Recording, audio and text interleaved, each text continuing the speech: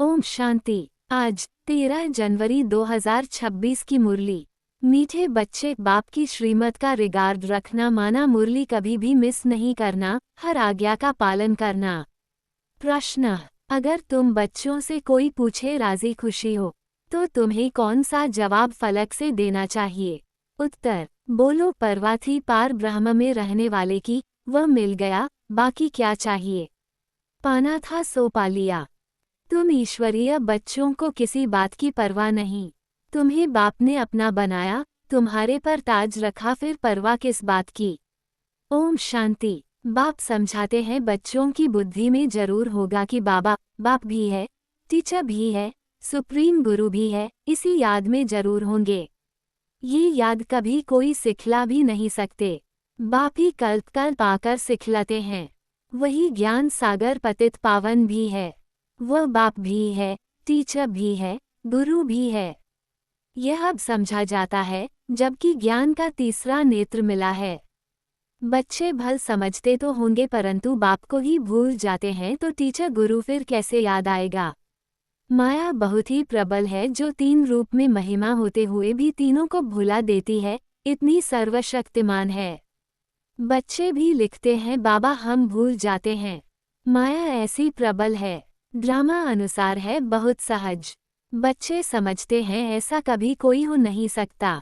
वही बाप टीचर सतगुरु है, सच सच, इसमें गपोड़े आदि की कोई बात नहीं। अंदर में समझना चाहिए ना, परंतु माया भुला देती है। कहते हैं हम हार खा लेते हैं, तो कदम कदम में पद्म कैसे होंगे। देवताओं को ही पद्म की निशानी देते हैं, सबको तो नहीं दे सकते। ईश्वर की यह पढ़ाई है, मनुष्य की नहीं। मनुष्य की यह पढ़ाई कभी हो नहीं सकती। भल देवताओं की महिमा की जाती है, परंतु फिर भी ऊंचते ऊंच एक बाप है। बाकी उनकी बड़ाई क्या है, आज गदाई कल राजाई। अभी तुम पुरुषार्थ कर रहे हो ऐसा लक्ष्मी नारायण बनने का। जानते हो इस पुरुषार्थ में बहुत फेल होते हैं। पढ़ते फिर भी इतने हैं जितने कल्प पहले पास हुए थे। वास्तव में ज्ञान है भी बहुत सहज, परंतु माया भुला देती है। बाप कहते हैं अपना चार्ट लिखो, परंतु लिख नहीं पाते हैं। कहाँ तक बैठ लिखें। अगर लिखते भी हैं तो जांच करते हैं 2 घंटा याद में रहे। फिर वो भी उन्हों को मालूम पड़ता है जो बाप की श्रीमत को अमल में लाते हैं। बाप तो समझेंगे, इन विचारों को लज्जा आती होगी। नहीं तो श्रीमत अमल में लानी चाहिए, परंतु 2% मुश्किल चार्ट लिखते हैं। बच्चों को श्रीमत का इतना रिगार्ड नहीं है। मुरली मिलते हुए भी पढ़ते नहीं हैं। दिल में लगता जरूर होगा बाबा कहते तो सच हैं, हम मुरली ही नहीं पढ़ते तो बाकी औरों को समझाएंगे क्या। याद की यात्रा। ओम शांति। रूहानी बाप रूहानी बच्चों को समझाते हैं, ये तो बच्चे समझते हैं बरोबर हम आत्मा हैं, हमको परमपिता परमात्मा पढ़ा रहे हैं। और क्या कहते हैं, मुझे याद करो तो तुम स्वर्ग के मालिक बनो। इसमें बाप भी आ गया, पढ़ाई और पढ़ाने वाला भी आ गया, सद्गति दाता भी आ गया। थोड़े अक्षर में सारा ज्ञान आ जाता है। यहाँ तुम आते ही हो इसको रिवाइज करने लिए। बाप भी यही समझाते हैं, क्योंकि तुम खुद कहते हो हम भूल जाते हैं, इसलिए यहाँ आते हैं रिवाइज करने। भल कोई यहाँ रहते हैं तो भी रिवाइज नहीं होता है, तकदीर में नहीं है। तदबीर तो बाप कराते ही हैं। तदबीर कराने वाला एक बाप ही है। इसमें कोई की पास खातिरी भी नहीं हो सकती है। न स्पेशल पढ़ाई है। उस पढ़ाई में स्पेशल पढ़ने लिए टीचर को बुलाते हैं। ये तो तकदीर बनाने लिए सबको पढ़ाते हैं। एक एक को अलग कहाँ तक पढ़ाएंगे। कितने ढेर बच्चे हैं। उस पढ़ाई में कोई बड़े आदमी के बच्चे होते हैं तो उन्हों को स्पेशल पढ़ाते हैं। टीचर जानते हैं कि यह डल है, इसलिए उनको स्कॉलरशिप लायक बनाते हैं। ये बाप ऐसे नहीं करते हैं। ये तो एकरस सबको पढ़ाते हैं। वह हुआ टीचर का एक्स्ट्रा पुरुषार्थ कराना। ये तो एक्स्ट्रा पुरुषार्थ किसको अलग से कराते नहीं। एक्स्ट्रा पुरुषार्थ माना ही मास्टर कुछ कृपा करते हैं। ऐसे तो भल पैसे लेते हैं, खास टाइम दे पढ़ाते हैं, जिससे वह जास्ती पढ़कर होशियार होते हैं। यहाँ तो जास्ती कुछ पढ़ने की बात है ही नहीं। इनकी तो बात ही नहीं है। एक ही महामंत्र देते हैं, मनमना भव। याद से क्या होता है, ये तो समझते हो बाप ही पतित पावन है। जानते हो उनको याद करने से ही पावन बनेंगे। अब तुम बच्चों को ज्ञान है, जितना याद करेंगे उतना पावन बनेंगे। कम याद करेंगे तो कम पावन बनेंगे। ये तुम बच्चों के पुरुषार्थ पर है। बेहद के बाप को याद करने से हमको ये लक्ष्मी नारायण बनना है। उन्हों की महिमा तो हर एक जानते हैं। कहते भी हैं आप पुण्य आत्मा हो, हम पाप आत्मा हैं। ढेर मंदिर बने हुए हैं, वहाँ सब क्या करने जाते हैं? दर्शन से फायदा तो कुछ भी नहीं। एक दो को देख चले जाते हैं, बस दर्शन करने जाते हैं। फलाना यात्रा पर जाता है, हम भी जावें। इससे क्या होगा? कुछ भी नहीं। तुम बच्चों ने भी यात्राएं की हैं। जैसे और त्योहार मनाते हैं, वैसे यात्रा भी एक त्योहार समझते हैं। अभी तुम याद की यात्रा भी एक त्योहार समझते हो। तुम याद की यात्रा में रहते हो। अक्षर ही एक है मनमनाभव। ये तुम्हारी यात्रा अनादि है। वो भी कहते हैं वही यात्रा हम अनादि करते आए हैं। परंतु तुम अभी ज्ञान सहित कहते हो हम कल्प कल्प ये यात्रा करते हैं। बाप ही आकर यह यात्रा सिखलाते हैं। वह चारों धाम जन्म बाय जन्म यात्रा करते हैं। ये तो बेहद का बाप कहते हैं मुझे याद करो तो तुम पावन बन जाएंगे। ऐसे तो और कोई कभी नहीं कहते कि यात्रा से तुम पावन बनेंगे। मनुष्य यात्रा पर जाते हैं तो वो उस समय पावन रहते हैं। आजकल तो वहाँ भी गंद लगा पड़ा है, पावन नहीं रहते। इस रूहानी यात्रा का तो किसको पता नहीं है। तुमको अभी बाप ने बताया है ये याद की यात्रा है सच्ची। वह यात्रा का चक्र लगाने जाते हैं फिर भी वैसे का वैसा बन जाते हैं। चक्र लगाते रहते हैं, जैसे वास्को डी गामा ने सृष्टि का चक्र लगाया। ये भी चक्र लगाते हैं ना। गीत भी है ना, चारों तरफ लगाए फिरे, फिर भी हरदम दूर रहे। भक्ति मार्ग में तो कोई मिला नहीं सकते। भगवान कोई को मिला नहीं, भगवान से दूर ही रहे। फेरे लगाकर फिर भी घर में आकर 5 विकारों में फंसते हैं। वह सब यात्राएं हैं झूठी। अभी तुम बच्चे जानते हो यह है पुरुषोत्तम संगमयुग, जबकि बाप आए हैं। एक दिन सब जान जाएंगे बाप आया हुआ है। भगवान आखरीन मिलेगा, लेकिन कैसे? ये तो कोई भी जानते नहीं। ये तो मीठे मीठे बच्चे जानते हैं कि हम श्रीमत पर इस भारत को फिर से स्वर्ग बना रहे हैं। भारत का ही तुम नाम लेंगे। उस समय और कोई धर्म होता नहीं, सारी विश्व पवित्र बन जाती है। अभी तो ढेर धर्म हैं। बाप आकर तुमको सारे झाड़ का नॉलेज सुनाते हैं, तुमको स्मृति दिलाते हैं। तुम सो देवता थे, फिर सो क्षत्रिय, सो वैश्य, सो शूद्र बने। अभी तुम सो ब्राह्मण बने हो। ये हम सो का अर्थ बाप कितना सहज समझाते हैं। ओम अर्थात मैं आत्मा, फिर हम आत्मा, ऐसे चक्र लगाती हैं। वो तो कह देते हम आत्मा सो परमात्मा, परमात्मा सो हम आत्मा।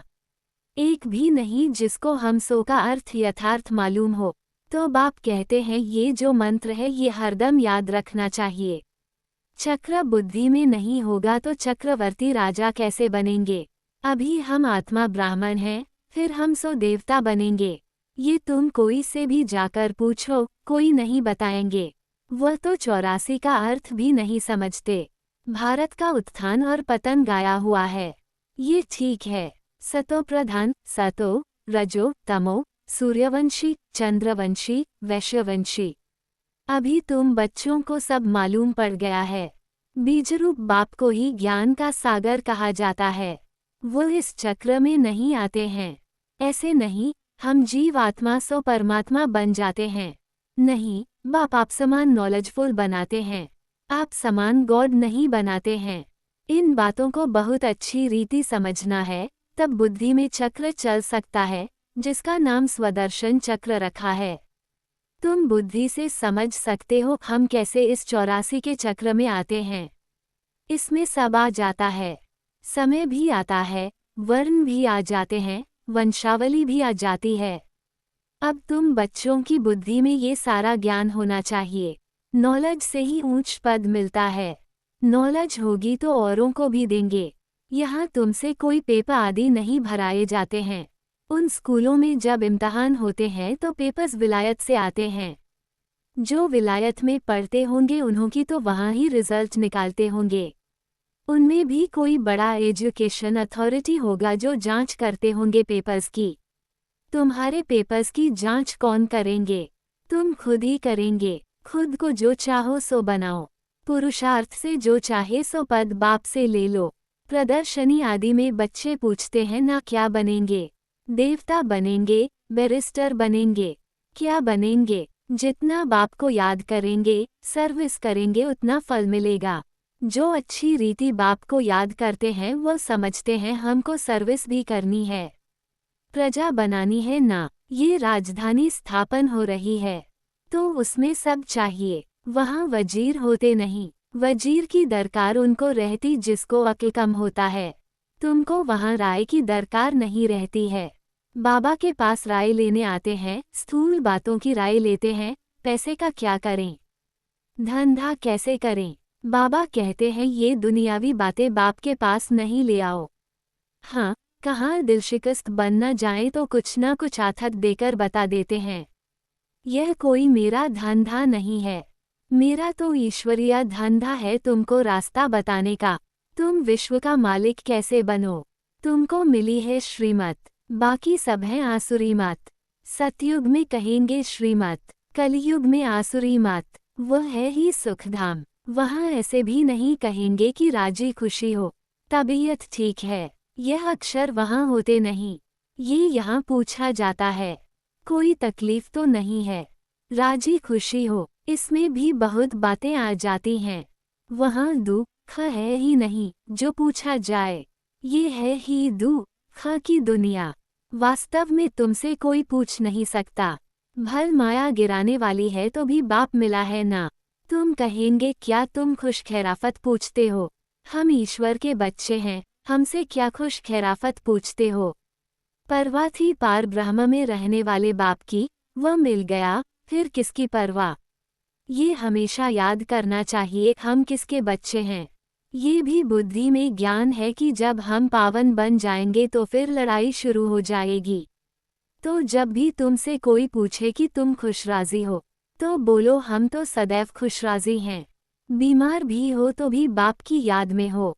तुम स्वर्ग से भी जास्ती यहाँ खुश राजी हो, जबकि स्वर्ग की बादशाही देने वाला बाप मिला है, जो हमको इतना लायक बनाते हैं। तो हमको क्या परवाह रखी है?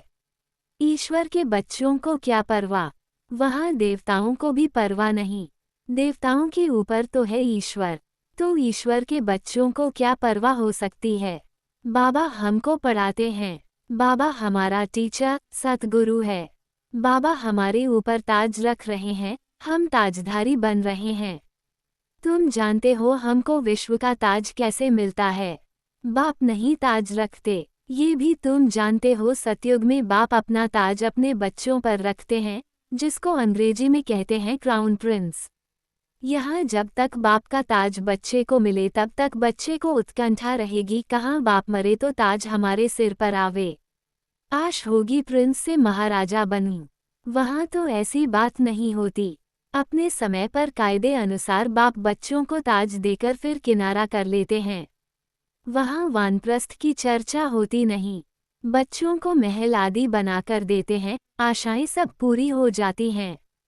तुम समझ सकते हो सतयुग में सुख ही सुख है। प्रैक्टिकल में सब सुख तब पाएंगे जब वहाँ जाएंगे। वो तो तुम ही जानो स्वर्ग में क्या होगा। एक शरीर छोड़ फिर कहाँ जाएंगे? अभी तुम्हें प्रैक्टिकल में बाप पढ़ा रहे हैं। तुम जानते हो हम सच सच स्वर्ग में जाएंगे। वो तो कह देते हम स्वर्ग में जाते हैं, पता भी नहीं है स्वर्ग किसको कहा जाता है। जन्म जन्मांतर यह ज्ञान की बातें सुनते आए, अभी बाप तुमको सत्य बातें सुनाते हैं। अच्छा, मीठे मीठे सिकिलधे बच्चों प्रति मात पिता बाप दादा का याद प्यार और गुड मॉर्निंग। रूहानी बाप की रूहानी बच्चों को नमस्ते। धारणा के लिए मुख्य सार। पहला, सदा राजी खुशी रहने के लिए बाप की याद में रहना है। पढ़ाई से अपने ऊपर राजाई का ताज रखना है। दूसरा, श्रीमत पर भारत को स्वर्ग बनाने की सेवा करनी है। सदा श्रीमत का रिगार्ड रखना है। वरदान, श्रेष्ठ तकदीर की स्मृति द्वारा अपने समर्थ स्वरूप में रहने वाले सूर्यवंशी पद के अधिकारी भाव। जो अपनी श्रेष्ठ तकदीर को सदा स्मृति में रखते हैं वह समर्थ स्वरूप में रहते हैं। उन्हें सदा अपना अनादि असली स्वरूप स्मृति में रहता है। कभी नकली फेस धारण नहीं करते। कई बार माया नकली गुण और कर्तव्य का स्वरूप बना देती है। किसको क्रोधी, किसको लोभी, किसको दुखी, किसको अशांत बना देती है, लेकिन असली स्वरूप इन सब बातों से परे है। जो बच्चे अपने असली स्वरूप में स्थित रहते हैं वो सूर्यवंशी पद के अधिकारी बन जाते हैं। स्लोगन: सर्व पर रहम करने वाले बनो तो अहम और वहम समाप्त हो जाएगा। अव्यक्त इशारे: इस अव्यक्ति मास में बंधन मुक्त रह जीवन मुक्त स्थिति का अनुभव करो। जब आपकी रचना कमल पुष्प जल में रहते जल के बंधन से मुक्त है, तो जब रचना में यह विशेषता है तो क्या मास्टर रचता में नहीं हो सकती। जब कभी बंधन में फंस जाओ तो अपने सामने कमल पुष्प का दृष्टांत रखो कि जब कमल पुष्प न्यारा प्यारा बन सकता है तो क्या मास्टर सर्वशक्तिवान नहीं बन सकते। तो सदा बन जाएंगे। अच्छा, ओम शांति।